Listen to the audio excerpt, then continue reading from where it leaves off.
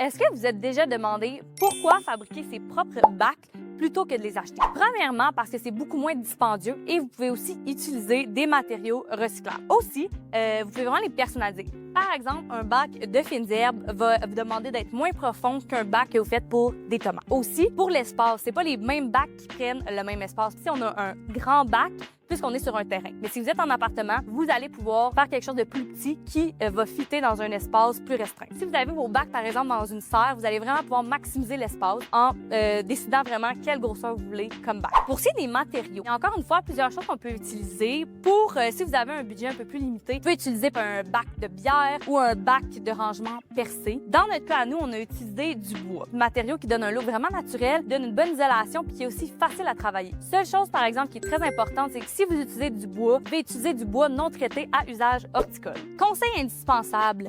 Premièrement, quand vous utilisez un bac, absolument, il faut qu'il y ait des trous dans le fond pour le drainage. Pour ce qui est de la terre, on utilise du terreau à potager, jamais de la terre de jardin. Ensuite de ça, pour ce qui est de l'emplacement, il faut absolument que les légumes ou peu importe ce que vous plantez, il y ait 6 heures minimum de soleil par jour. Donc, bien choisir l'emplacement. Et finalement, ce qui est vraiment important aussi, c'est que quand on plante des fines herbes, il faut vraiment qu'il aille les planter à 20 cm de profondeur, tandis que quand on parle de courgettes, de tomates et de poivrons, on parle d'un 30 cm. Pour ceux qui se demandent qu'est-ce qu'on peut faire pousser, pour les débutants, quelque chose de facile, c'est vraiment des petits plants, des légumes-feuilles, fait qu'on parle de radis, de fines herbes. Il y a aussi des tomates, des courgettes et des poivrons qui est possible, mais ça demande un bac plus profond et aussi très bien ensoleillé. Ou même, ce qui est le fun l'été, c'est de planter des fraises. C'est super facile d'entretien puis c'est super beau visuellement.